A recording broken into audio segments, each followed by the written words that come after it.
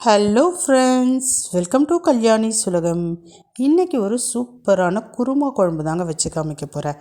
5 நிமிஷம் 5 விசில் விட்டு இறக்குனீங்கன்னா அட்டகாசமான குருமா ரெடி. எப்படி செய்யலாம், தேவையான பொருட்கள் பார்க்கலாமா? ஃபஸ்ட்டு ஓவர் நைட் ஊற வச்ச கொண்டக்கடலை 100 கிராம், கொஞ்சமாக காலிஃப்ளவர் க்ளீன் பண்ணது, 2 வெங்காயம், 2 தக்காளி, பச்சை மிளகாய், ஒரு பெரிய சைஸ் உருளைக்கிழங்கு, இதெல்லாம் ரெடியாக எடுத்து வச்சுக்கலாம். இப்போ ஸ்டவ் ஆன் பண்ணி கடாய் வச்சுக்கலாம். அதில் 1.5 டேபிள் ஸ்பூன் அளவுக்கு ஆயில் சேர்த்துக்கலாம். இப்போ 2 வெங்காயத்தில் 1 வெங்காயம் அளவுக்கு கட் பண்ணதை ஃபஸ்ட்டு சேர்த்துக்கிறேன்.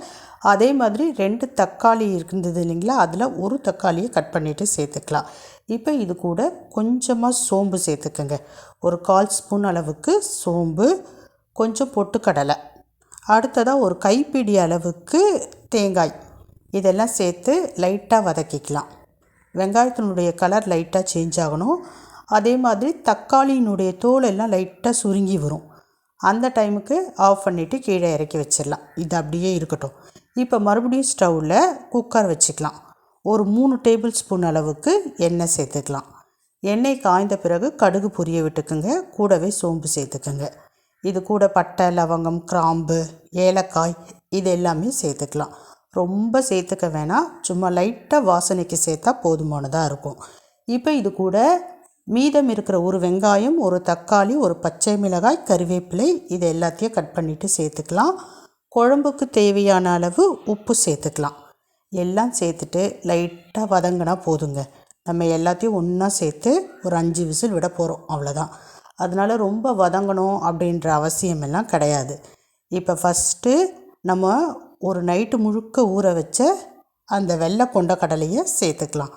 நான் 100 கிராம் அளவுக்கு ஊற வச்சேன், அதை சேர்த்துக்கிறேன். உருளைக்கிழங்க மீடியம் சைஸ்க்கு கட் பண்ணிவிட்டு சேர்த்துக்குங்க. ரொம்ப சின்ன சின்னதாக சேர்த்திங்கன்னா குழஞ்சி போயிடும். அடுத்ததாக பார்த்தீங்கன்னா காலிஃப்ளவர் சுடு தண்ணியில் போட்டு க்ளீன் பண்ணிவிட்டு அதுக்கப்புறமேட்டு சேர்த்துக்கிறேன். இப்போ எல்லாத்தையும் மிக்ஸ் பண்ணிடலாம். இப்போ கொஞ்சமாக மஞ்சத்தூள், காரத்துக்கு ஏற்ப குழம்பு மிளகாய்த்தூள், கொஞ்சமாக கரம் மசாலா, இது எல்லாத்தையும் சேர்த்துட்டு மிக்ஸ் பண்ணிவிட்டு ஒரு 2 செகண்டுக்கு அப்படியே விட்டுடுங்க. அந்த உப்பு காரம் எல்லாம் காய்கறிகளில் ஒன்றா போய் சேரணும். இப்போ மிக்ஸ் பண்ணியாச்சு. கடைசியாக 1 ஸ்பூன் அளவுக்கு இஞ்சி பூண்டு பேஸ்ட்டு சேர்த்துக்கலாம். கடைசியாக சேர்த்து செய்கிறப்ப நல்ல வாசனையாக கமகமகம்னு இருக்கும். இப்போ மறுபடியும் மிக்ஸ் பண்ணிக்கலாம்.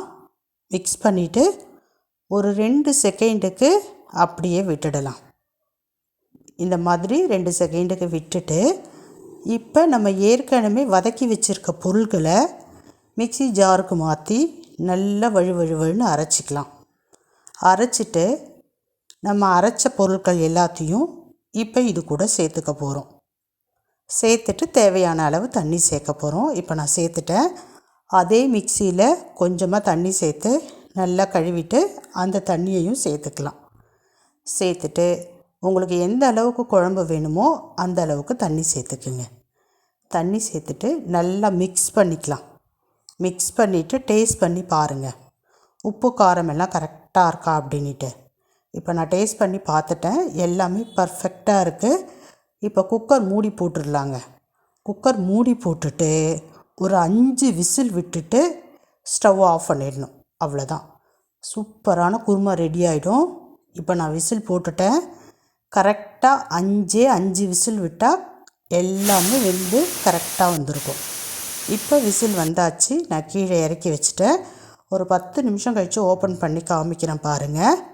எவ்வளோ சூப்பரான ஒரு குருமா குழம்பை ஒரு 5 நிமிஷத்தில் நம்ம செஞ்சு முடிச்சிட்டோம். ரொம்பவே டேஸ்ட்டாக இருக்கும். பாருங்கள், அட்டகாசமான குருமா குழம்பு ரெடி.